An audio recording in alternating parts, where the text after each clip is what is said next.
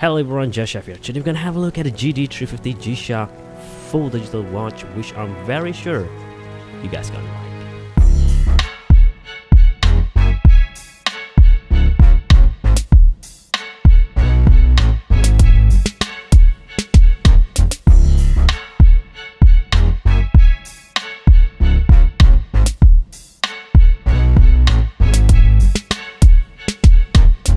Alright, let's have a closer look. This is how it looks like. I just picked this up a couple weeks ago, and believe it or not, just a quick side note guys, this is the first ever GD-350 G-Shock watch that I picked up brand new. I make a couple videos for this watch before, but all of those are in used condition, believe it or not, despite this thing only costs less than 100 bucks.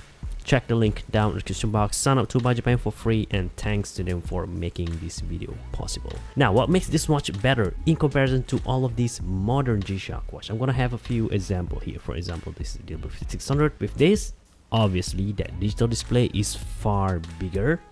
And then we also have the gshock, which, believe it or not, have something similar with its octagonal profile. But then again, even though it is the same color, matte finishing gold black, the digital in this watch still wins. I mean, that negative display there just can't compete. Other G-Shock watch that is much more, I would say, comparable, even in a way better, is the G-Squad GD-200.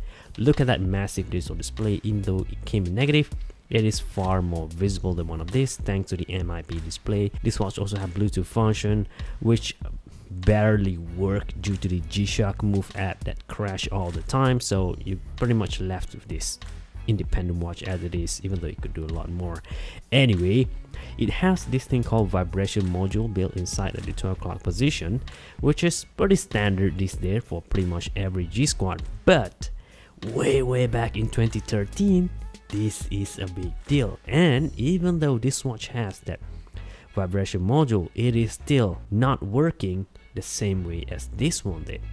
Let's compare that real quick. So I'm now in timer mode. Let me show you guys something here. I already turned off the beeping sound. I only turn on the vibration part, so every time I operate, it's only gonna vibrate. Now if I press start on this timer, 5-second timer, which is already preset, check this out. Even though it didn't beep before, when the time is off, it's still gonna beep. Even though I turn off that beeping feature, it will vibrate though, which is kind of cool, but it beep at the same time. And that where this watch wins, where it has these technical aspects to it, just in case you want to be, if you don't want to annoy your coworker or something like that, this watch gonna sell us that for you. Check this out. Just press the start button over here. I already set the timer to 1 minute, and even though I didn't mute the watch as being indicated in the radar type display there, it's still not going to produce any beeping sound.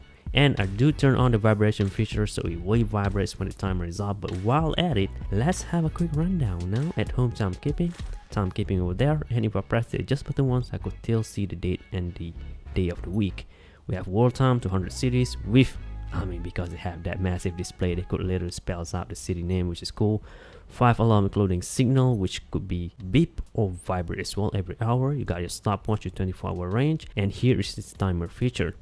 Check this out. At home timekeeping, even though I already started timer, I cannot stop it anymore, and this is a really cool feature. Same thing that you'll probably find on a dive timer Frogman G-Shock watch, which none of this G-Shock watch at the back do. Check this out. When it is off, there we go.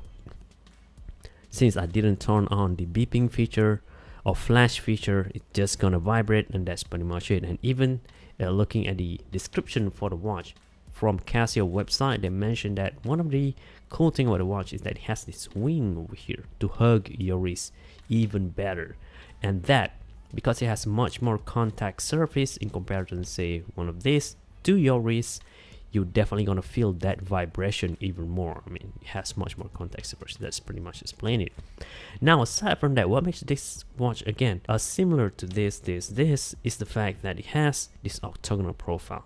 1, 2, 3, 4, 5, 6, 7, 8 surface. Even though it is not as obvious, but it is still there, and that what makes this watch, even though some people might not recognize this, but it is still somewhat familiar in its profile as far as the front look. Then we have compared to the gshock, and of course the GD-200 series watch. You can see the profile is pretty much the same. even though this watch, again, 10 years old. Aside from that, just need to compare some of the thing here. This is it comparison to the G7800. This watch didn't have any obstructions at that digital display, making it still much more better than this. But for some reason, due to how simplistic it is just as good. But the profile in comparison to other G-Shock watch that is pretty similar to this, I would say the GD-100 G-Shock watch, right? Or GD-120, kind of the same as this, but the profile, the bezels, just not as rugged, not as big, making this watch far better as well. So in every other way, in comparison to, G-Shock watch released in 2013, this watch is great. And in comparison to modern G-Shock that we got these days, this watch is still great. And all of this less than $100. Of course, it didn't have any solar rechargeable feature, it didn't have Bluetooth function whatsoever, but it's just classic, pretty much simple. Bluetooth function didn't work most of the time, using this as an example anyway, so I'm totally fine as it is. And the battery could last for quite some time, and I haven't included in the flash function just yet. Notice that dual LED back there, it lit up the entire display even night and day. You could see that. You could even use that as a flash function as well. Even if this watch wasn't on your wrist, just put it on a corner of a desk. If you turn on that flash feature, once the timer is off, you could see it even from a distance. So that is not a tactical aspects of it that not a lot of this other G-Shock watch could do. Plus, as just a side thing, you could set the afterglow for this LED backlighting to either 1.5, 3, or 5 seconds straight, just in case you need extra time. I haven't even talked about the material, the comfort, the fit, which should be obvious. The fit is perfect. The watch band, even though it looked similar to the GA110, GD120 like I already talked about just now, but because it has a wing structure over here, this band is not the same. So it feels much more comfortable with this wing presence over there. The button is massive, even though if you're wearing glove or not, you could totally operate it. And best of all, if you own one of these, you're gonna earn a lot of respect from a lot of the other G-Shock enthusiasts.